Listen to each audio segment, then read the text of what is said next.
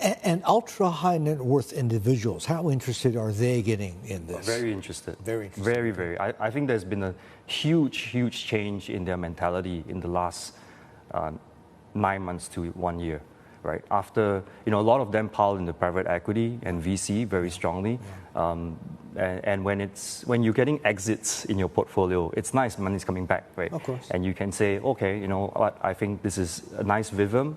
But they don't understand that potentially that this is not guaranteed, right? That it's not a contractual return where you're getting the money back. Whereas in private credit, what we sought to do on day one is to enter into a lending situation where we have a very nice rate of contractual return, right? And this comes every quarter. So from a portfolio management allocator perspective, you get that reassurance of a constant stream of income coming in. So the J curve that you see in a typical private equity situation, where it's a very steep J curve and sits at the bottom, negative territory on an NAV perspective for many years, that doesn't happen much in private credit.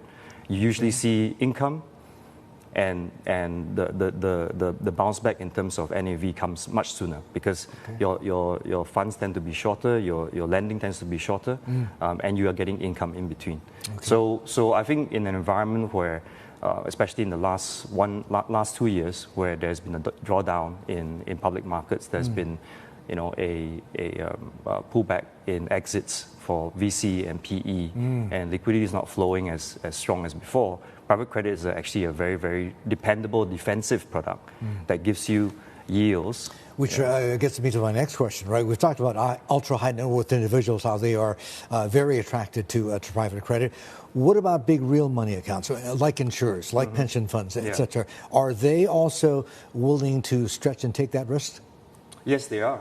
So actually, this has been the best kept secret probably for a long time. Institutional investors, insurance companies, pension plans have been invested in private credit for a considerable amount of time. Already?